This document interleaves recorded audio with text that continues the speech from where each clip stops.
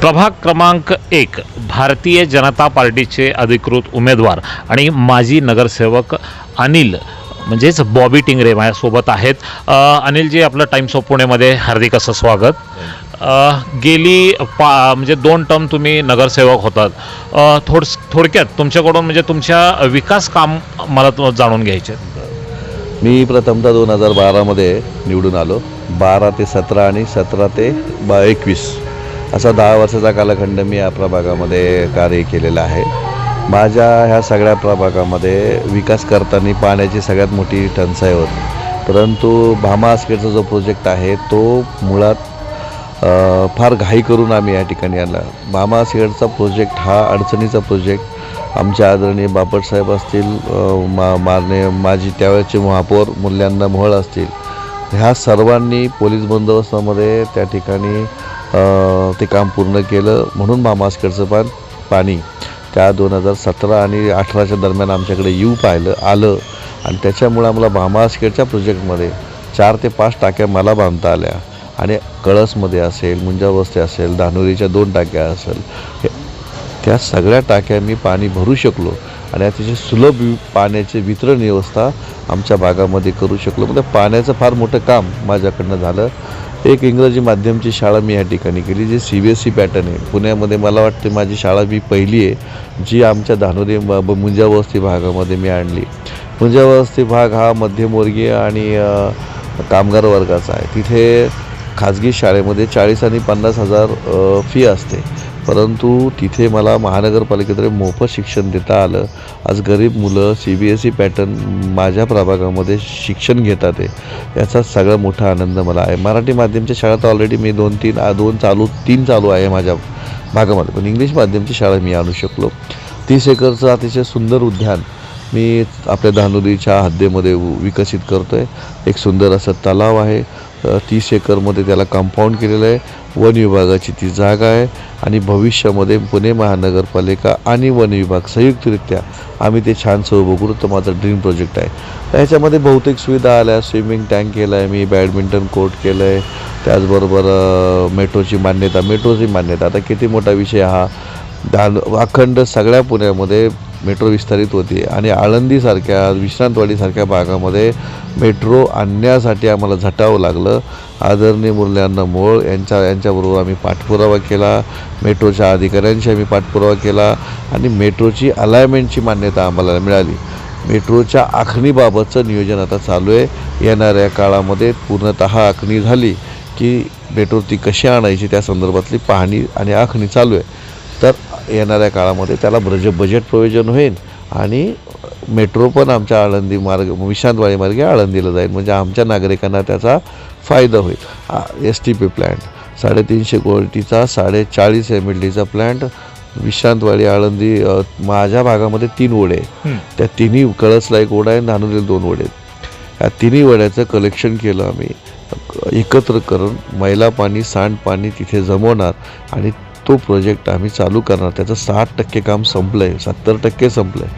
आता उर्वरित काम येणाऱ्या काळामध्ये पूर्णता होईल आणि मग ह्या सगळ्या ओढ्याचं मैला पाणी, सांडपाणी आम्ही तिथे कॅच करणार आणि ते स्वच्छ करून आम्ही सोडणार. तो तसा प्रोजेक्ट आहे. आणि त्याच्याबरोबर आता मग आमच्या भागातले रस्ते असतील, आमच्या भागातले पाण्याच्या लाईन्स असतील, स्ट्रीट लाईट असतील, हे बहुतेक सुविधा तर आम्ही खूप केलेल्या आहे. त्याच्यामुळं मला असं वाटतं या 10 वर्षामध्ये खूप काही चांगलं काम करू शकलो. आता येणाऱ्या काळामध्ये पण आम्ही चांगलं काम करू. आता आम्हाला लवगाव भाग जोडला गेलेला आहे उर्वरित जो काही आहे. आता तुम्ही विकास कामांचा पाडा वाचलेला आहे तुमचा. त्याचबरोबर आता मला तुम्हाला एक विचारायचं होतं सर, विश्रांतवाडीपासून जर आपल्याला लोहगावला जायचं असेल जकात नाक्यापर्यंत, पावसाळ्यामध्ये जे पाणी तुंबतं किंवा 2-2 दिवस ट्रॅफिक थांबवलं जातं आणि सगळ्यात महत्त्वाचं म्हणजे डिफीचा म्हणजे रखडलेलं जे काही विषय आहे त्याबद्दल तुम्ही काय बोलता?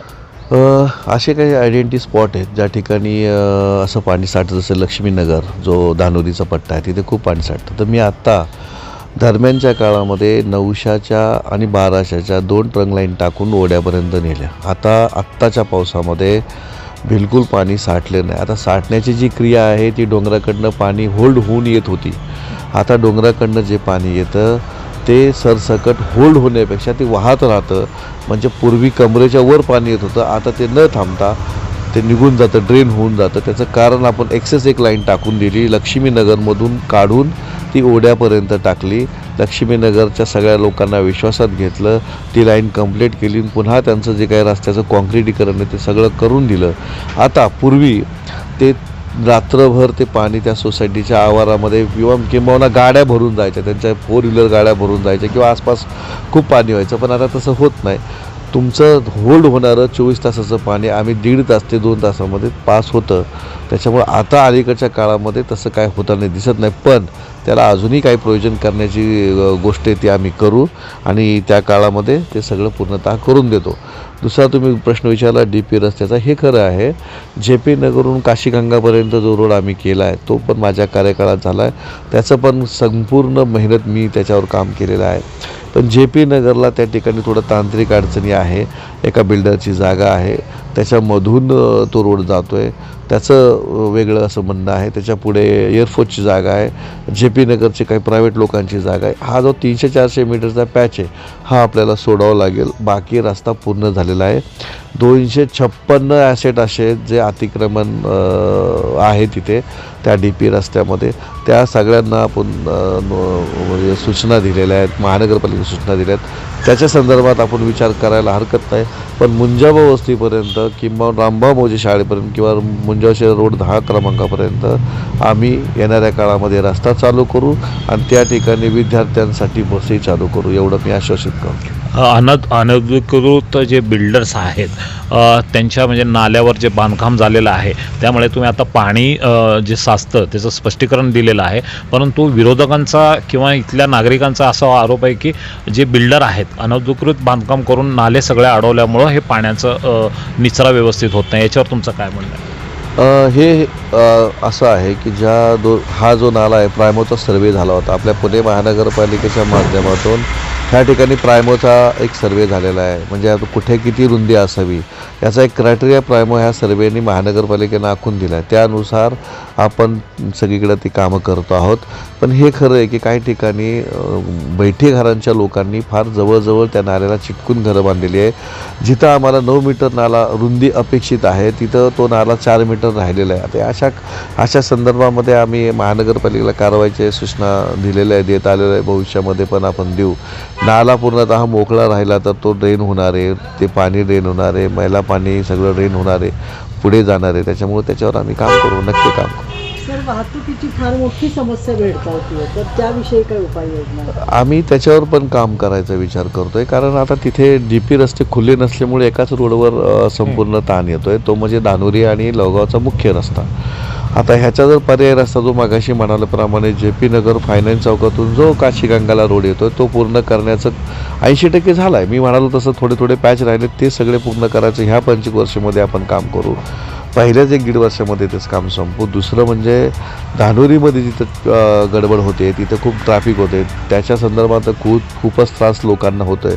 तिथं आमचं विठ्ठल मंदिर आहे, ते आम्ही सगळ्यांच्या आमच्या गावकऱ्यांच्या संमतीने ते मागे घेणार आहोत आणि ते सुंदर मागे जाऊन बांधणार आहोत. तो रोड मोकळा झाला तर तिथे थोडा जो पॅच आहे, तो जो चढ आहे, तो खटके उडून म्हणजे त्याचं सगळं मटेरियल काढून जमिनीची लेवल करून तो रोड मी आता लगेचच तुमच्या कृपेने निवडून आलो, तो पहिलं काम ते हाती घेणार. धन्यवाद. आपण हा रिपोर्ट पूर्ण पाहिल्याबद्दल शतशः धन्यवाद.